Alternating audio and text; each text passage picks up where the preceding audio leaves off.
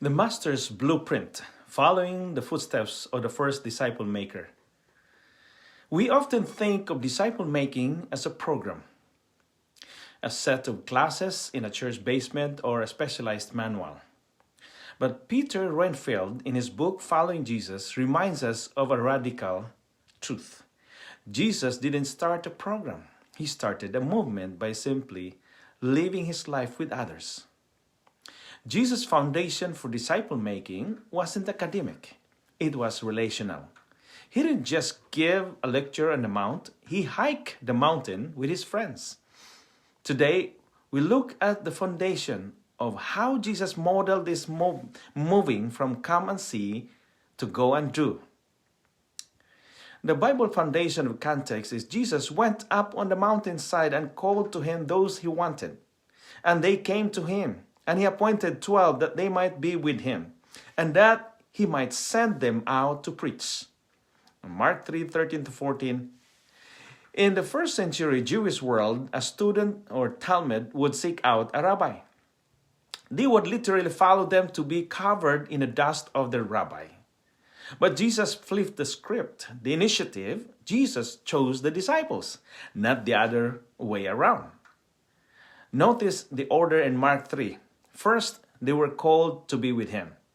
Only after being with him were they sent out. Their classroom, it wasn't a synagogue. It was the dusty road of Galilee, the fishing boats, and the dinner tables of sinners. And modeling journey, Jesus moved his disciples through specific phases. Disciple making isn't a one-size-fits-all event. It's a progression modeling. I do, you watch. Jesus lived the life of a kingdom while they observed. And mentoring, I do, and you help. He gave them small tasks, distributing bread to the 5,000, motivating, you do, and I help. And he sent them out 2 by 2, but was there to debrief when they returned. Multiplying, you do, and I watch and cheer. And the Great Commission is, we often try to get people to multiply before we've ever let them be with us. We ask for the fruit without providing the soil. And Ellen White echoes this relational foundation throughout her writings, and she says, she emphasizes that Jesus' method was essentially one of the personal association. The Savior's manner of instruction was such as to lead the disciples to feel that their interests were one with his. He did not hold himself aloof from them. He ate with them. He slept with them. He walked with them. The Desire of Ages, page 151. And Christ's method alone will give true success in reaching the people. The Savior mingled with men as one who desired their good. He showed his sympathy for them, ministered to their needs, and won their confidence. Then he bade them follow me. Ministry of Healing 143. The with me principle is, imagine a master carpenter and an apprentice. And the master doesn't start by handing the apprentice a blueprint for cathedral and saying, see you in 6 months. But he says, hold the level for me while I check this beam. Then you try to sew while I guide your hand. Eventually, the apprentice is building the frame while the master watches. The point is, many of us feel unqualified to make disciples because we aren't experts. But Jesus didn't call experts. He called companions.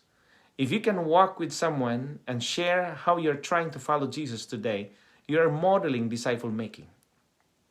So for application, what do you do Monday morning? How do you apply the following Jesus framework this week? So identify your 3. Jesus had the 70, the 12, and the 3. You cannot disciple a crowd, but you can disciple a person who is one person in your life who is spiritually hungry.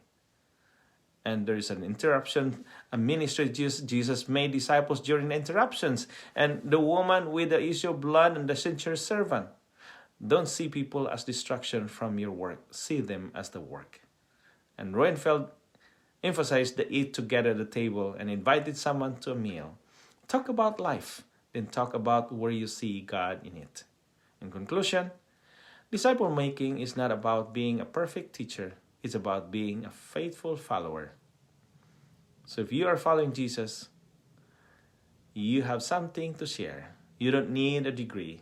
You just need a story and a willing heart.